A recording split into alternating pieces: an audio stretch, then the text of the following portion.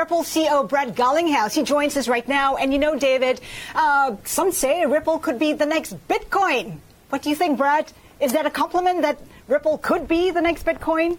Well, I think if we're solving a real problem and it's at scale, then I think it's a compliment. I think the most important thing that is going on in crypto is understanding what is real and what is just hype. Some, I think, may look back on Bitcoin and find that it was the Napster of digital assets. What I mean by that is Napster was the first to digitize music and demonstrate, hey, if you digitize music, you can do a lot of cool things with that. But ultimately, they were circumventing trademark laws, they were circumventing royalty payments, and government stepped in, and Napster was not successful. But Spotify, iTunes, Pandora, they were very successful. I think what you'll find is that maybe the next generation of digital assets ends up solving some of the original problems that Bitcoin set out to solve. So RippleNet is trying to take on SWIFT. What's been the traction like? Who's come on board? Well, it's interesting as you step back and look at this. If you and I decided we were going to send $10,000 to California today, the fastest way for us to do it would be to drive to the airport and fly it there. That's a crazy thing to think about when you're in the age of the internet and we're used to information on demand.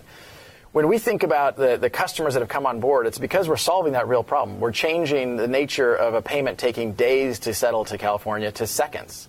So we now have well over 100 customers ranging from some of the biggest banks in the world to payment providers to the Western Unions and MoneyGrams, Linlan Pay out of China.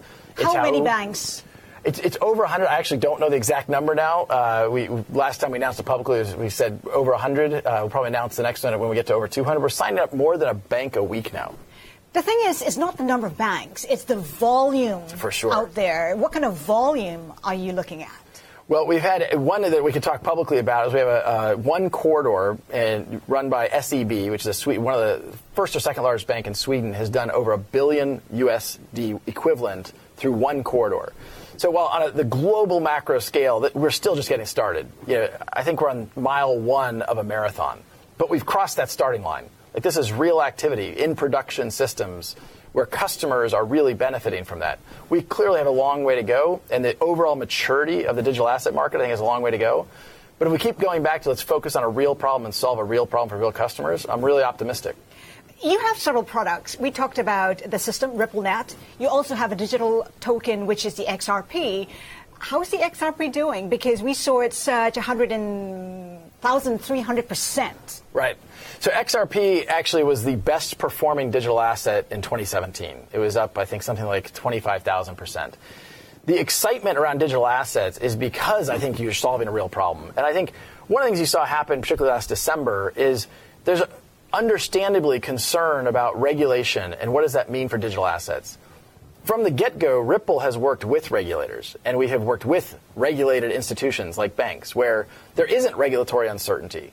And so we have found that part of the reason why XRP has performed well is because people realize, hey, wait a minute, back to your question, is XRP the next Bitcoin? If we work with the system to solve this problem, and we can solve that problem at scale, a problem measured in the trillions of dollars, then there's a lot of opportunity to create value in XRP. But how can there be clarity on regulation when different countries are adopting different strategies when it comes to regulation? And the other thing as well is volatility. I mean, why use a cryptocurrency when it's so volatile right now? Yeah. So look, it's a really important question. I think there's a lot of misinformation out there. I've kind of jokingly suggested that when people talk about regulatory uncertainty, it's often people because they don't like the regulation. They're not actually regulatory uncertainty. If you think about a XRP transaction from one regulated financial institution, a bank or a payment provider, they're doing what's called a KYC check, which references Know Your Customer. There's a global regulatory framework around KYC. That's at both endpoints of an XRP transaction, into and out of. So I think the regulatory certainty actually is much better than people realize. It's just educating banks, regulators about how it actually works. Now, the volatility point is also a good one. XRP has clearly been volatile, as all digital assets have been. The nature of how an XRP transaction works, though, it's 1,000 times faster than Bitcoin. So the volatility risk you're taking around XRP is only for 3 seconds. So the volatility risk ends up being very, very, very, very small because it's so fast.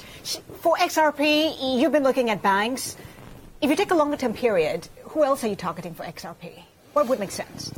Well, I think any payment provider, we're really trying to solve that cross-border payment transaction. So if you're going, we talked earlier about the U.S. dollar to the Mexican peso. It's one of the corridors we have live with XRP today.